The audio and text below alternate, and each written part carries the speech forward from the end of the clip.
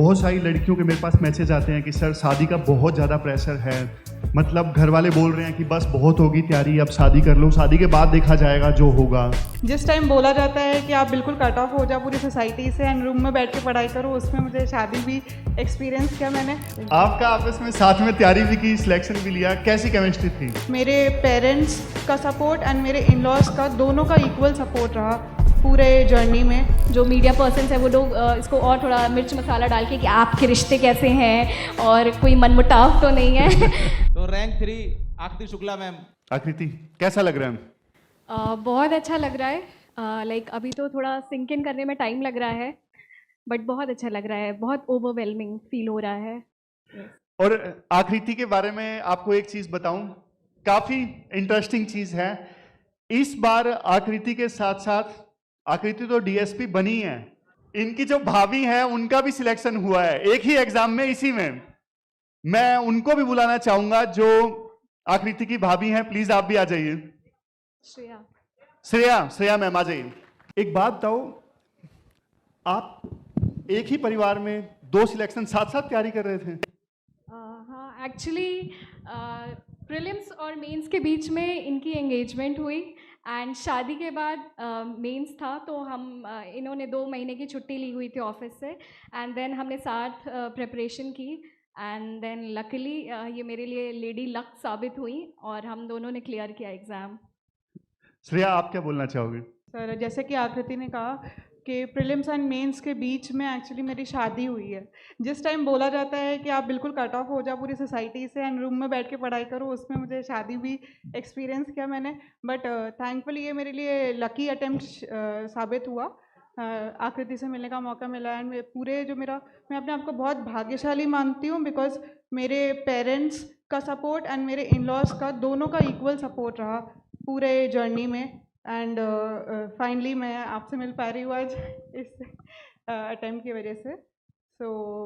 मैं सबको यही बोलना चाहूँगी, स्पेशली गर्ल्स को, कि जैसे बोला जाता है कि आप डीले करो शादी या ये सब चीज़ें, ऐसा नहीं है, ये एक लिमिटेशन नहीं कह सकते हैं।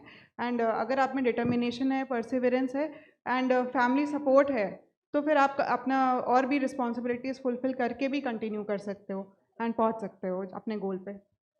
अच्छा, एक चीज, ये तो फेमस है कि ननद के साथ जो रिश्ता होता है थोड़ा सही नहीं रहता है। जी।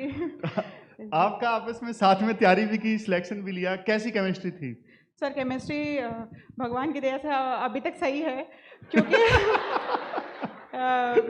एक्चुअली हम लोग सेम टाइप की प्रिपरेशन कर रहे थे, तो हमको लड़ाई करने का मौका ही नहीं मिला बिकॉज हमें पता था कि हम लोग एक दूसरे को जान रहे थे, एक दूसरे की स्ट्रेंथ एंड वीकनेस जान रहे थे, तो हमें लगा कि कोऑपरेट करना हमारे लिए बेस्ट होगा इस टाइम। सो हमने ऐसा ज़्यादा मन मुटाव ये सब पे ध्यान नहीं दिया। ऐसा कुछ भी अभी तक तो नहीं हुआ है, थैंकफुली। चलो, अच्छा एक बात बताओ, ये जब रिश्ता ढूंढ रहे थे, हाँ अच्छा यहाँ पे आना है, वो कैमरे वाले भैया का सिग्नल आ गया है। ठीक है, आप भी यहाँ पे आ जाइए सेंटर में। तो जब रिश्ता ढूंढ रहे थे तो ये भी एक फैक्टर था कि हाँ भाई भाभी भी तैयारी कर रही हैं तो सहूलियत हो जाएगी? नहीं, ये देख के हमने नहीं रिश्ता तय किया था, मतलब नहीं, हम भाभी को पहले से जानते थे। भाभी ने बीटेक किया हुआ था, तो एक्चुअली वो और मेरे भाई जो हैं वो लोग बैचमेट्स थे। वो तो बाद में इन्होंने सिविल सर्विसेज में आने का लाइक डिसाइड किया, तो ये दैट वे था। अदरवाइज हम लोग ने बाद में ये चीज़ हमें पता चली कि वो भी तैयारी कर रही हैं, so it was not pre planned. कहीं ऐसा तो नहीं कि अभी ट्विस्ट बाकी है, भैया भी? हाँ, वो आया था एक्चुअली, बट उससे लेट हो रहा था, उसका ऑफिस था, तो वो चले गए हैं। नहीं, उनका भी सिलेक्शन हुआ है? नहीं, वो प्राइवेट सेक्टर में, वो एआई एक्सपर्ट हैं, सॉफ्टवेयर डेवलपर हैं। हाँ, वो डिफरेंट फील्ड से हैं। एंड सर, मैं एक बात बोलना चाहूँगी हाँ जी। कि आपके एडिटोरियल डिस्कशन का लिंक सबसे पहले मेरे हस्बैंड, उस टाइम मेरे फ्रेंड थे, उन्हीं ने मुझे भेजा एंड तब से लाइक यूपीएससी की बुक्स पढ़ने से पहले से मैंने आपका एडिटोरियल डिस्कशन देखा एंड अभी तक इवन सिलेक्शन के बाद जो मुझे इतनी आदत लग गई है कि मैं अभी भी उसको देख रही हूँ कंटिन्यूसली। सो वो मुझे बहुत हेल्पफुल लगा एक माइंडसेट डेवलप करने के लिए। So thank you sir. तो मुझे बहुत सेलिब्रिटी फीलिंग आ रही है आज आपके सामने। और भैया को बहुत बहुत थैंक यू है। बिल्कुल बिल्कुल, वो भी आए थे आपसे मिलने के लिए, बट थोड़ा सा उनका ऑफिस आ गया था, तो वो एंड मेरी मदर इन लॉ दोनों ही आए थे, जिनका बहुत अहम रोल रहा है हम दोनों की तैयारी में। जी। श्रेया, वैसे कौन सा अटेम्प्ट था, आपकी जर्नी कैसी रही? सर इनिशियली 3 अटेम्प्ट्स मैंने यूपीएससी के दिए थे एंड उसके साथ साथ मैं ये देती थी, बट इसका प्रिपरेशन सोल प्रिपरेशन नहीं किया। बट उसके बाद 3 अटेम्प्ट्स के बाद मैंने स्ट्रिक्टली यूपीपीएससी पे शिफ्ट किया एंड लास्ट ईयर मैंने मेंस दिया था, बट 3 मार्क्स से मेरा इंटरव्यू कॉल नहीं आया था। अच्छा, 3 मार्क्स से रह गए। जी, उस टाइम भी मुझे एक्सपेक्टेड था। ओनली आईएएस की 5 एंड 6 की बुक आई थी, वो भी मैंने पढ़ी थी। बट इस बार फिर मुझे फिर से मौका मिला एंड थैंकफुली इस बार सीटीओ पोस्ट है।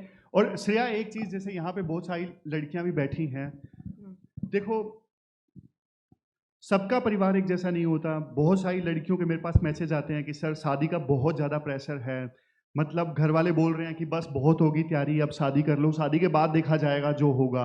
जी। तो आपने ऐसी सिचुएशन नहीं फेस की, लेकिन बहुत सारे लड़कियां ऐसी सिचुएशन फेस करती हैं, तो इस पे क्या बोलना चाहोगे? सर सबसे पहले तो ये बताना चाहूँगी कि शादी एक मेरे लिए चैलेंज नहीं रहा। मैं वर्किंग भी हूँ as auditor in CAG Bangalore में। अच्छा, आप ऑलरेडी काम कर रहे थे? यस, मैं 2 ईयर से वर्किंग हूँ, तो मेरे लिए मतलब मल्टीपल चैलेंजेस रहे हैं इस अटेम्प्ट में।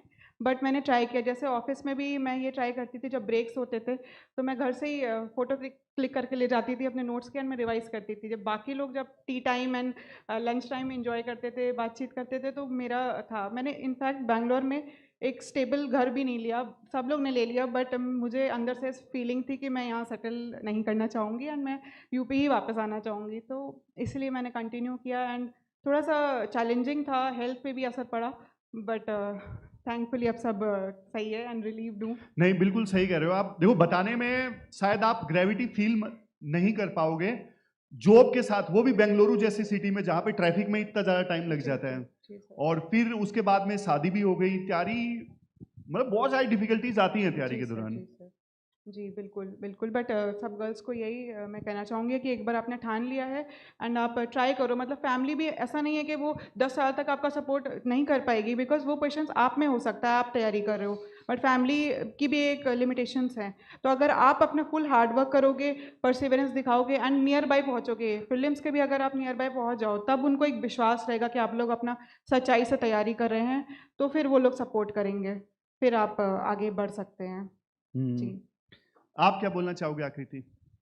हाँ सर, मेरी जर्नी थोड़ी सी डिफरेंट रही है।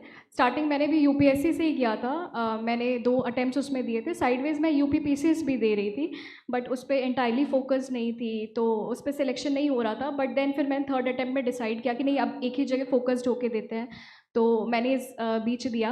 एंड जैसे कि हम सबके साथ होता है कि कॉलेज डेज़ में हमारा सबका एक ग्रुप होता है, जहाँ पे होते हैं कि 2-4 लोग होते हैं जो साथ में प्रिपरेशन करते हैं। तो ऐसे ही मेरा भी 1-2 लोगों का ग्रुप था। ऐसा नहीं था कि मैं मेहनत नहीं कर रही थी, पहले भी कर रही थी, बट मुझे ऐसा लग रहा था कि लक मेरा फेवर नहीं कर रहा है। तो फिर उसके बाद उसके जस्ट 2-3 दिन बाद ही मेरा बिहार का प्रीलिम्स था, तो मैं देने गई वहाँ पे। पेपर भी कुछ खास नहीं हुआ, ऐसे ही रैंडमली चला गया। मुझे लगा यार पैसे वेस्ट कर दिए इतना दूर जाके।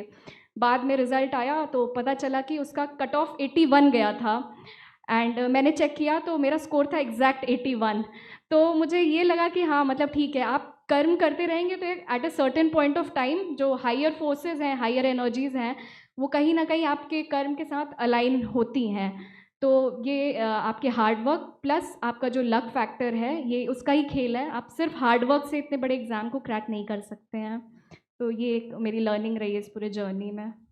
और जिस दोस्त ने आपको बोला था, उसको पता लग गया आप डीएसपी बन गए? हाँ एग्जैक्टली, वो तो रिजल्ट आने के 2-3 दिन पहले से ही वो पूछ रहे थे कि क्या हुआ, कब आएगा तुम्हारा रिजल्ट, कब आएगा कब आएगा।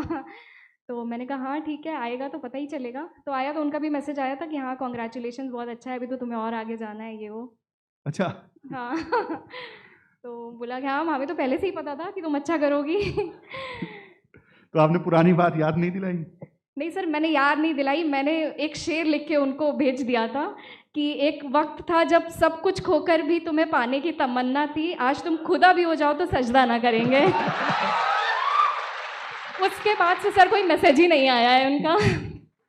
और डबल टिक हो गया? हाँ डबल टिक सीन हो गया, कोई रिप्लाई नहीं आया। और नीला वाला भी आ गया? हाँ हाँ, कोई रिप्लाई नहीं आया।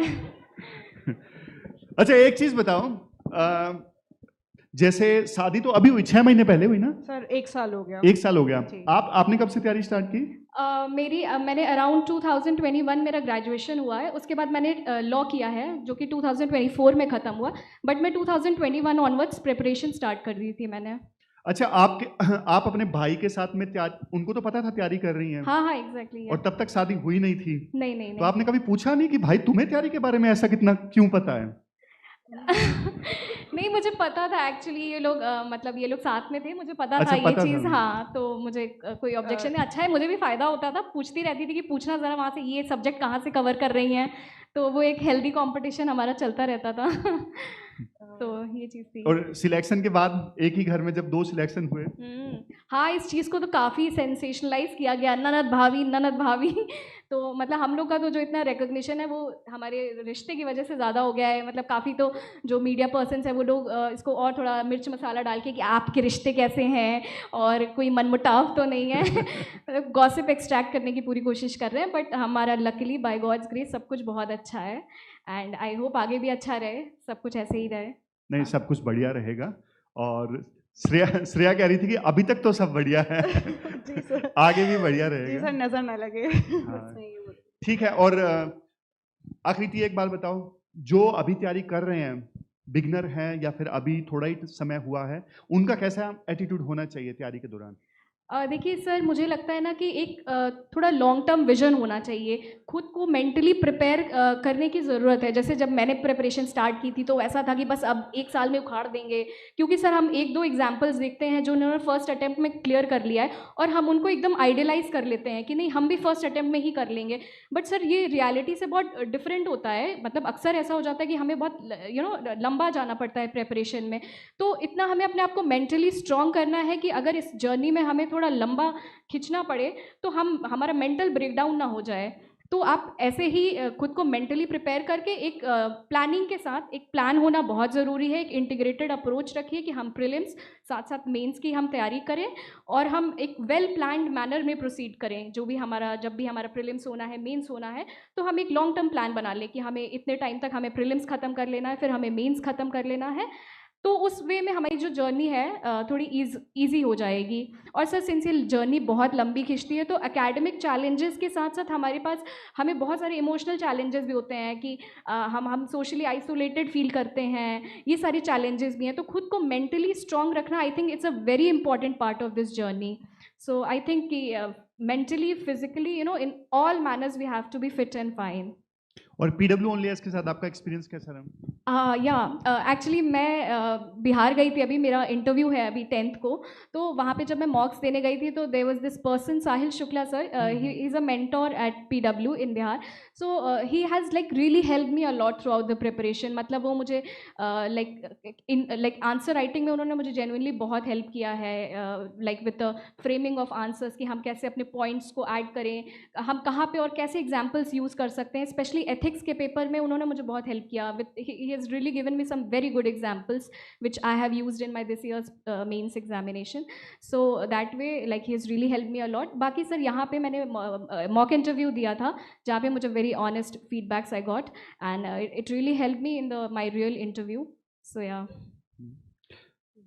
जी श्रेया, सर। आपका कैसा एक्सपीरियंस सर मेरा एक्सपीरियंस बहुत अच्छा रहा है। मॉक इंटरव्यू मैंने आकृति से ही सुना था कि हाँ अच्छा, बहुत अच्छा एक्सपीरियंस था, बट जॉब की वजह से मैं थोड़ा सा लेट आई, मेरा इंटरव्यू लेट था, तब तक यहाँ पे क्लोज हो गया था, but I really wanted to give. But मैंने उसके इंटरव्यू देख के सीखा उससे। सो मेरा ओवरऑल पीडब्ल्यू से बहुत अच्छा एक्सपीरियंस रहा है। बहुत बढ़िया। आप दोनों की जोड़ी बस ऐसे ही बढ़िया बनी रहे, आगे आगे यूपीएससी की तैयारी भी साथ चलेगी? हाँ सर, नहीं इनका तो अभी थोड़े और भी कमिटमेंट्स है, लाइक ऑफिस है एंड एवरीथिंग, तो अभी उनका तो she'll take some time to decide. मेरा क्लियर है, I would be appearing for this year UPSC prelims. So मैं अभी तैयारी में लगूंगी 2-3 दिन बाद से वापस से। चलो बहुत बढ़िया, फिर से मिलेंगे जरूर। या sure sir. Thank you very much आप Thank दोनों you, को, thank you, श्रेया, sir. आकृति, thank you. Thank you you, sir. sir.